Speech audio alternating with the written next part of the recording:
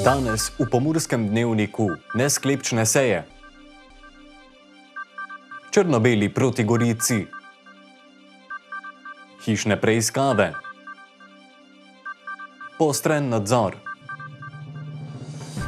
Vreme. Jutri bo pretežno jasno.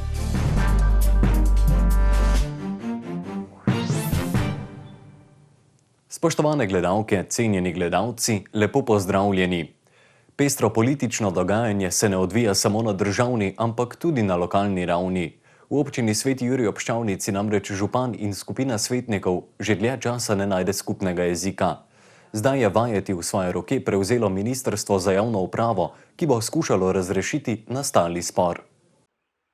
Že tretja nesklepčna seja občinskega sveta v občini Sveti Jurij ob Ščavnici letos bi morala potekati nadaljavo, a se 7 od 11 svetnikov seje preko spleta ob dogovorjeni uri ni udeležilo. To ne bo čisto držalo, mi se seje smo udeležili, tudi gospoda župana smo obvestili o tem, da se želimo udeležiti seje v fizični obliki, sploh pa zato, ker je bila tudi prejšnja seja predstavljena iz strani gospoda župana iz nam neznanih razlogov in zato smo želeli, da se ta seja vseeno izvede.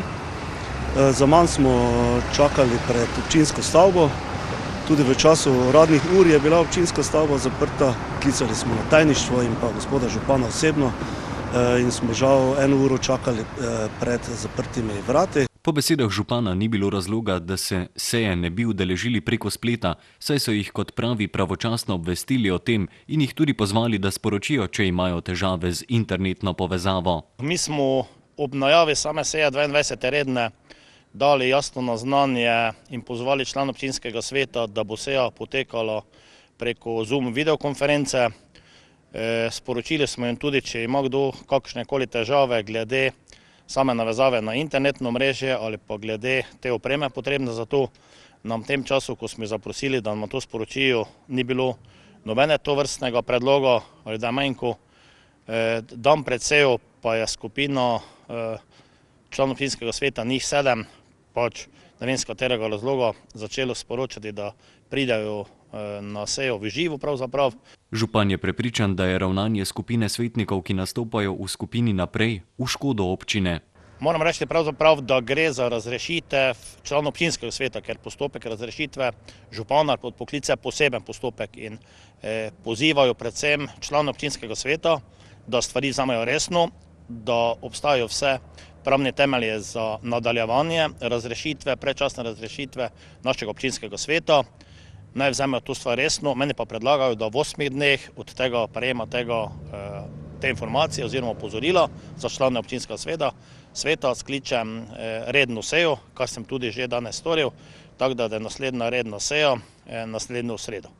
Jaz pričakujem, da je že zadnji čas, da je seja sklepčna, prav tako pa ponuja roko Ministrstvo za javno upravo, član občinskega sveta in tudi meni kot župani, da pripravlja v torek, naslednji teden, mediacijo med mano in člani občinskega sveta, ki imajo moje razumevanje vodene občine in predstavniki svetniške skupine Naprej. Predstavnik omenjene skupnosti pa trdi, da so si želeli, da do zadnje seje občinskega sveta pride. Sicer župan je verjetno vam omenil ali pa v javnosti omenja samo dopis, s katerim Ministrstvo za javno upravo obe strani poziva k skrajni resnosti. Pozablja pa na to, da smo dobili še en dopis, ki ga imam tudi tukaj s sabo, in sicer o tem, da bi se naslednji torek srečali na Ministrstvu za javno upravo v postopku mediacije. Na to mediacijo smo povabljeni 3 svetniki iz naše svetniške skupine in pa gospod župan in pa direktorica občinske uprave iz strani občine. In jaz se že te mediacije zelo veselim in upam, da bomo našli neko skupno rešitev. Ob tem je vredno omeniti, da je glavni kamen spotike med županom in skupino Naprej investicija v vrtec. Jaz se zavedam, pa tudi seveda bi prav bilo, da bi se član in vsi zavedali, da je župan najodgovornejši za vodenje občine, za funkcioniranje občine in to, kar izsiljuje ta skupina članov občinskega sveta, je za občino škodljivo, je za občino slabo in prav gotovo se, ker odgovarjam tako pravno kot materialno in seveda tudi politično. Dočim člani občinskega sveta popolnoma za nič ne odgovarjajo, bom delal na tem, dokler bom župan, da bo poslovanje naše občine zakonito in v korist občank in občanov. Škoda je že povzročena, sicer ne po krivdi občinskega sveta. Mi smo 2 leti potrjevali proračun z izgradnjo 4-oddelčnega vrtca, to se ni zgodilo. Sedaj je razpis odprt do 1. marca in prav s tem sklepom hočemo zavezati župana, da se gre v izgradnjo tega vrtca, ker je ta vrtec tudi srž spora med našo svetniško skupino ali pa skupino svetnikov in pa z gospodom županom. Sredine seje se bomo sigurno udeležili in jaz si želim tudi, da pridete vsi novinarji na to sejo in se prepričate v zakonitost delovanja občinskega sveta. Kako učinkovit bo sestanek na ministrstvu med županom in skupino svetnikov, bo jasno že dan zatem, ko je sklicana redna seja občinskega sveta, od katere ministrstvo pričakuje, da bo sklepčna, sicer bodo sprožili postopek predčasne razpustitve občinskega sveta.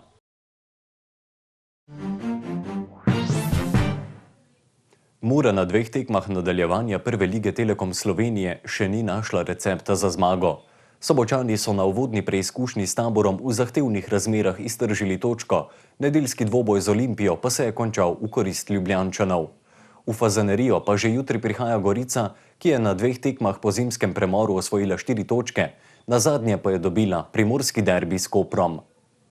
Črno-beli so imeli nekoliko več časa za priprave, saj med tednom niso imeli tekem. Ja, v vsakem primeru je bilo glede samih zadev, ki so dogajali na koncu priprav, zelo dobro, da smo bili cel teden skupaj, da so fantje se začutili drugega, enostavno bilo je dobrodošlo in verjamem, da smo to dobro izkoristili. Kljub temu, da spomladi še niso okusili zmage, ostajajo samozavestni.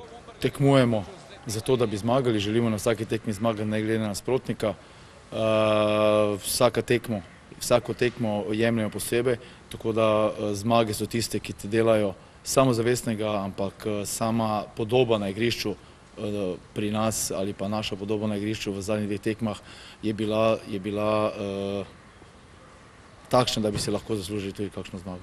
Ante Šimundža bo na sobotni tekmi pogrešal Nina Kautra, ki je v prestolnici prejel 4. rumeni karton sezone. Glede zadnjega obdobja se fantje počasi vračajo, tudi tiste daljše poškodbe, ki jih nekaj časa že ni, so fantje vedno bližje. Tako da zdravstveni bilten je trenutno zelo pozitiven. Obe letošnji tekmi z Gorico sta se končali z rezultatom 1-0. Iz teh tekem pa lahko črpajo tudi pomembne informacije. Gorica je malo drugačna z novim trenerjem, z nekimi novimi dodatnimi močmi, ki so jih poiskali. Tako da glede samih prejšnjih tekm lahko črpamo, da nas čaka težka tekma, nas čaka zahteven nasprotnik, ampak nam to miselnosti ne spremeni in želje ostajajo iste. Kljub kadrovskim spremembam v vrstah Gorice se same priprave na tekmo niso bistveno spremenile. Tako kot na vsako tekmo se pripravljamo maksimalno, analizirali smo nasprotnika, analizirali smo te nove obraze, tako da imamo vse informacije o njih. Tudi mi upamo, da bodo črno-beli na jutrišnji tekmi zatresli mrežo. Na domu nekdanje kmetijske ministrice in nekdanje predsednice stranke Desus Aleksandre Pivec so včeraj od ranega jutra potekale hišne preiskave. Po neuradnih, a zanesljivih informacijah uredništva so hišne preiskave povezane s projektom SRIPT, v katerem so bile ugotovljene številne nepravilnosti. Vanj pa je bila vključena tudi Pivčeva. Slednja se je na preiskave odzvala na družbenem omrežju Facebook. Gospodarsko ministrstvo je okrožnemu državnemu tožilstvu v Ljubljani v oktobru leta 2019 naznanilo sum kaznivih dejanj goljufije na škodo Evropske unije in ponarejanja listin pri projektu SRIPT zoper Turistično-gostinsko zbornico Slovenije, njeno direktorico Klavdijo Pergar in druge fizične osebe vpletene v zadevo. Pivčeva se je na hišne preiskave odzvala v objavi, ki jo je delila na Facebook strani. Zapisala je, da si želi, da se preiskava čim prej zaključi in upa, da se preneha medijski linč in neutemeljeno obtoževanje, ki se je pričelo ob prevzemu predsedstva nekdanje politične stranke. Deležna je hudih groženj in izjemnih pritiskov trenutka, ko je še kot ministrica pričela z odkrivanjem nezakonitih ravnanj. Ne le Pivčeva, tudi njena družina in otroci vsi so izjemno izpostavljeni, je še zapisala. Potrdila je tudi, da so se zjutraj na njenem domu oglasili predstavniki pristojnih organov, ki izvajajo preiskavo v povezavi s primerom SRIPT. Včeraj med 10:30 in 17:30 so pomurski policisti izvedli poostren nadzor cestnega prometa. V okviru tega se je nadziral tudi prevoz raznovrstnih odpadkov. Ugotovljenih je bilo 94 kršitev prometnih pravil, 23 kršitev hitrosti v naselju, 1 kršitev hitrosti izven naselja, 14 kršitev neuporabe varnostnih pasov, 1 kršitev neuporabe zadrževalnih sistemov, 28 kršitev hitrosti na avtocesti, 12 kršitev preobremenjenosti vozil, 8 kršitev voznikov tovornih vozil glede delovnega časa vožnje in 6 drugih kršitev. V času nadzora sta bili 2 kršiteljima zaseženi motorni vozili. Vreme. Jutri bo pretežno jasno, več pa v vremenski napovedi. Danes smo imeli jasen dan s temperaturami okrog 10 stopinj Celzija. Opoldne ste v Korenjskem parku Goričko namerili 9 stopinj, v Murski Soboti 10, Radencih 11, v Lendavi pa 12 stopinj Celzija. Jutri bo v zahodni, južni in delu srednje Slovenije pretežno oblačno, drugod bo prevladovalo sončno vreme. Najnižje jutranje temperature bodo v severovzhodni Sloveniji, torej Murski Soboti in Mariboru okoli 0 stopinj, dnevne pa se bodo povzpele vse tja do 13. Tudi v nedeljo in ponedeljek ne bo večje spremembe. Več oblačnosti bo na zahodu in jugu, ter več sonca na severu in vzhodu Slovenije. Ponekod bo pihal jugozahodni veter. Temperature v naših krajih se bodo zjutraj gibale od 0 do 4 stopinj, dnevne pa od 12 do 17 stopinj Celzija. Toliko smo vam imeli povedati v današnjem Pomurskem dnevniku. Več informacij pa najdete na naši spletni strani. Ostanite v naši družbi in nasvidenje do jutri.